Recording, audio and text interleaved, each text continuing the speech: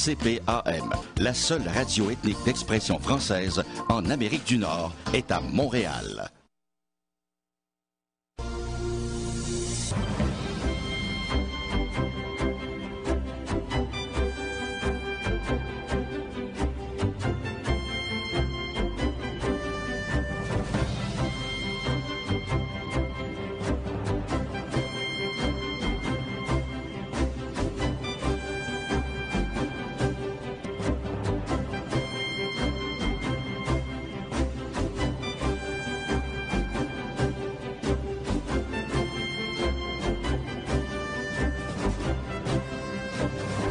Exactement, 16h33 minutes. Le plaisir d'accueillir José Scalabrini. Elle est présidente de la Fédération des syndicats de l'enseignement du Québec. Bon après-midi, Madame Scalabrini. Bon après-midi, Monsieur Pierre. Un plaisir. Il y a longtemps qu'on s'est parlé. Ça fait tellement longtemps, mais j'ai tellement klaxonné pour vous, José Scalabrini. Hein? Tellement. Je suis contente. Je suis contente que vous l'ayez fait. Et est-ce que vous êtes satisfaite d'avoir réussi? Est-ce que pour vous, c'est une réussite? Parce qu'on entend de l'autre côté, c'est mitigé. Regardez, le 22 décembre, lorsqu'on a décidé d'aller présenter la proposition du gouvernement à nos instances, c'est parce qu'on considérait qu'il y avait des pas dans la bonne direction dans cette entente-là. Nos assemblées générales, ce que les enseignants nous ont dit, c'est qu'il y avait une grande déception. Ils s'attendaient à plus. Maintenant, 40 n'en voulaient pas de cette entente-là. 60 ont dit qu'il faut passer à autre chose, il faut continuer à construire en dehors de la convention collective.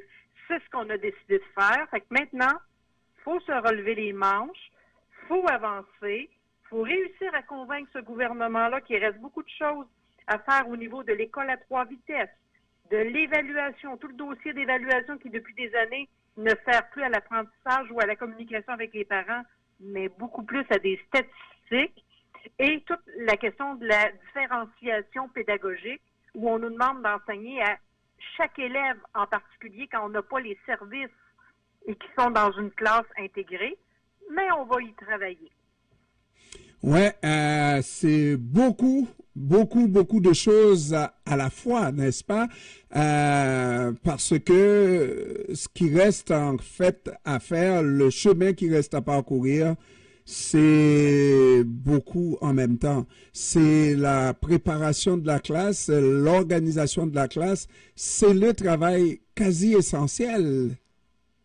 Vous savez, M. Pierre, on a pris 30 ans à détruire notre système d'éducation. Pendant 30 ans, on a eu un gouvernement qui, dans son discours, disait qu'il priorisait l'éducation, mais c'était tout le contraire. Ça aura pris la pandémie pour que les citoyens se rendent compte des grandes difficultés qu'on avait en éducation. Donc, ce qu'on a détruit en 30 ans, on ne pourra pas le reconstruire en 6 mois ou en 1 an. C'est sur des années qu'il faudra le faire et il faudra s'assurer que ça devient une bataille sociale. Ça prend un dialogue social. Il faut que les parents, le citoyen, les établissements scolaires, les employeurs, le gouvernement travaillent ensemble à reconstruire ce milieu de l'éducation.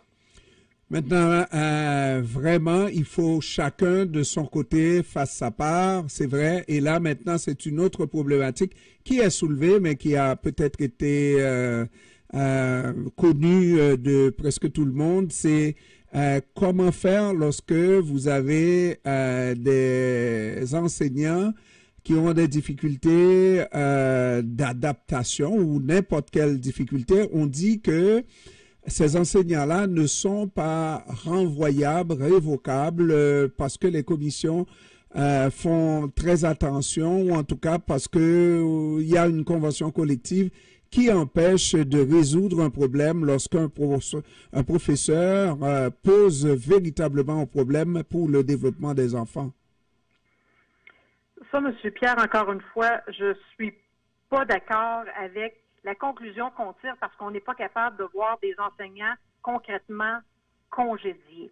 Parce qu'il y a plusieurs étapes, effectivement, avant d'arriver à un congédiement. Ça prend tellement de temps avant de devenir permanent que beaucoup de gens qui n'ont pas leur place en éducation quittes la profession avant même d'être devenu permanent, parce que pour être congédié, il faut que tu sois permanent. Et quand ça dure des fois 3, 5, 10, 15 ans avant de devenir permanent, tu as eu le temps de te rendre compte que tu n'étais pas à ta place et de quitter. Et moi, j'ai toujours dit à des directions d'école qui nous disaient que c'était pas facile congédier un enseignant. Je disais, moi, quand vous me demandez de construire un dossier pour être capable de donner des services à un élève, vous me demandez des cartables au complet, de suivi, d'écriture, d'observation que je fais de mon élève avant même de m'attribuer le moindre petit service. Et quand vous n'aimez pas un enseignant, vous n'auriez pas à construire un dossier, vous n'auriez pas à faire des suivis et un cheminement à ce dossier-là. C'est pas normal. Donc, moi, je considère qu'il existe des balises pour ne pas que reste dans le système une personne qui n'est pas à sa place, mais ça prend encore là le travail d'une direction qui va monter son dossier, qui va faire le suivi, parce que ça se pourrait qu'il y ait eu des mesures disciplinaires qui font qu'un enseignant qui était toujours en retard, un enseignant qui avait des lacunes dans ses préparations, ait eu des mesures disciplinaires et ait été rencontré par cette direction et se soit corrigé. Donc, tant mieux s'il s'est corrigé. Mais si dans le système, il y a des enseignants qui ont posé des gestes de violence ou qu'il y a des enseignants qui ont posé des gestes à caractère sexuel, ne prenons pas les mesures disciplinaires. C'est pas ça que le système dit. Sur des mesures comme ça, il faut immédiatement congédier ces gens-là. Et même pour les syndicats, c'est le genre d'attitude qui est tolérance zéro dans les écoles. Et sans aller jusqu'à des fautes extrêmement graves, mais est-ce que le syndicat, lorsqu'il s'agit de difficultés pour une enseignante, exemple, quelqu'un qui va avoir tendance à être en boisson une fois, 2 fois, n'est-ce pas? Est-ce qu'il y a des mesures avec le syndicat pour aider à régler ce type de problème-là? En tout cas, de votre côté. Le syndicat a l'obligation aussi de faire des vérifications. Est-ce qu'une direction d'école a fait ses suivis? Est-ce qu'une direction d'école a donné sa mesure disciplinaire? Est-ce qu'il y a eu des avertissements? Faut, comme représentant syndical, parce que moi-même, comme représentant syndical, je m'expose à des poursuites si je ne fais pas ces vérifications-là. Mais quand on considère qu'un enseignant n'est pas à sa place ou a commis des gestes répréhensibles, bien, il existe une structure, il existe des façons de faire pour que ces enseignants-là ne restent pas dans le système. Et évidemment, moi, j'aurais tendance à croire ce que vous me dites, parce que, bon, en général, vous parlez toujours franchement, mais c'est tellement évident parce que personne ne pourrait tolérer, parce que s'il s'agissait, par exemple, d'un enseignant qui n'est pas à sa place avec l'enfant même du directeur de l'établissement en question, je pense qu'il ferait le nécessaire pour faire en sorte que cette personne-là ne soit plus l'enseignant de son enfant. On s'entend. Alors, est-ce qu'on prend à cœur l'intérêt des enfants lorsqu'on laisse pourrir des situations comme ça? C'est une question. Moi, je dis que c'est pas en lien avec ton enfant que tu dois poser des gestes. C'est parce que chaque enfant que tu as sous ta supervision, c'est ton enfant, c'est ta responsabilité. Fait que non, on ne doit pas accepter ces gestes-là.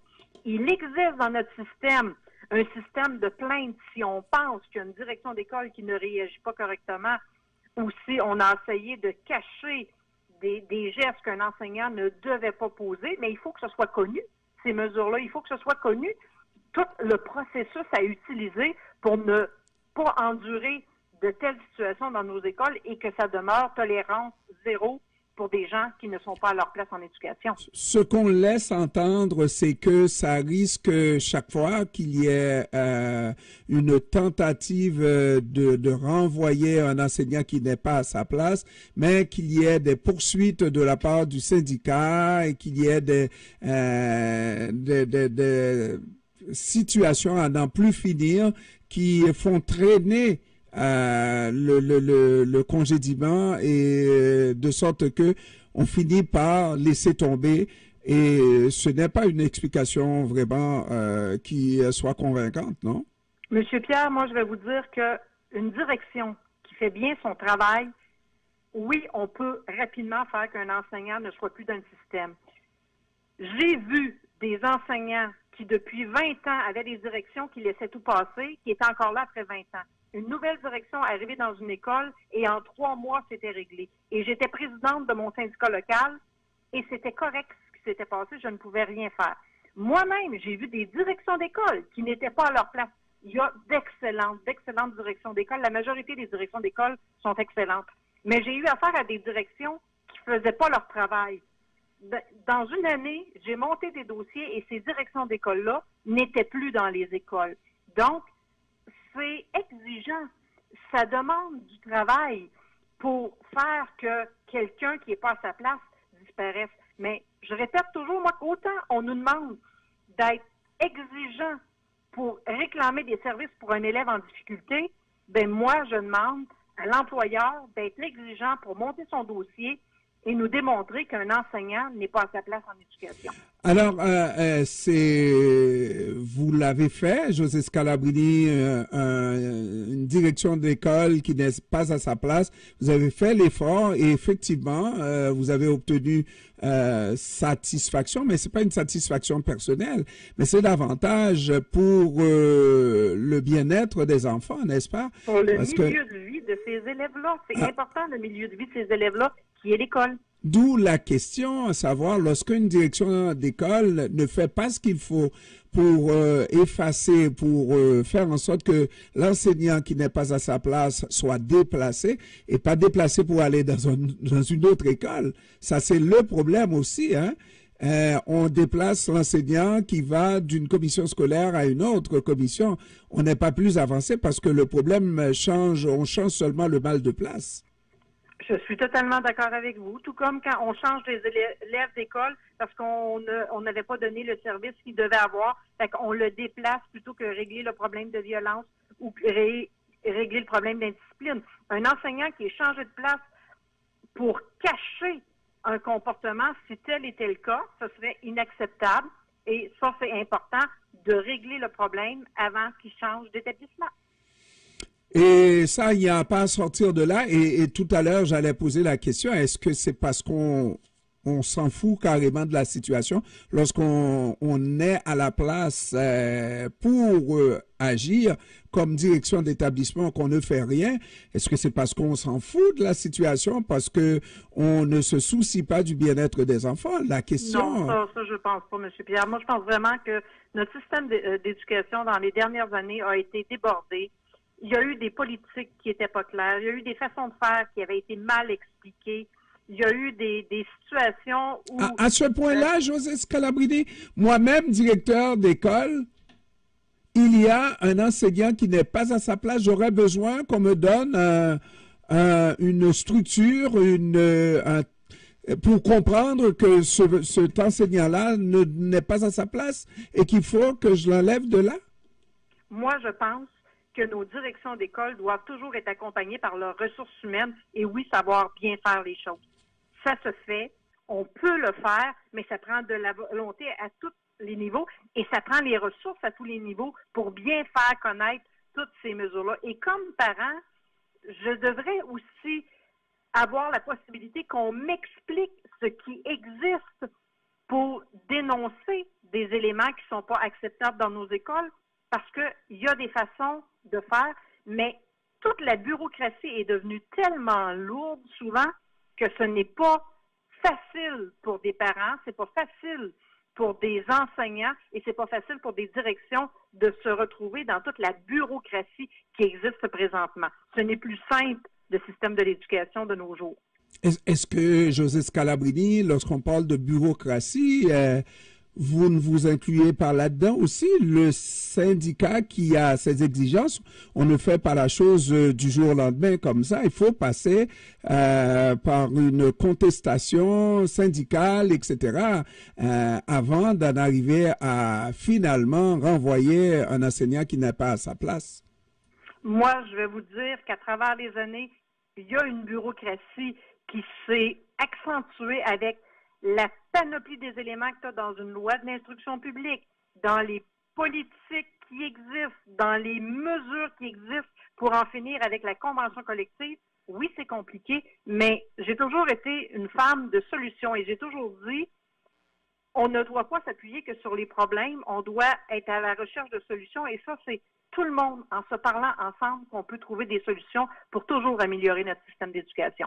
Parce que maintenant qu'on vient de sortir de cette, en tout cas, crise, n'est-ce pas, crise majeure, il va falloir qu'on continue sur la lancée pour changer les choses. Et je suis très heureux d'entendre ce dossier-là qui est remis à l'ordre du jour de manière à conscientiser tout le monde, tous les acteurs du milieu de l'éducation, et pour dire que les enseignants qui n'ont, même en période de pénurie de main-d'œuvre, là, un enseignant qui n'a pas sa place et qui reste là cause davantage de problèmes aux élèves que son absence, n'est-ce pas? Absolument.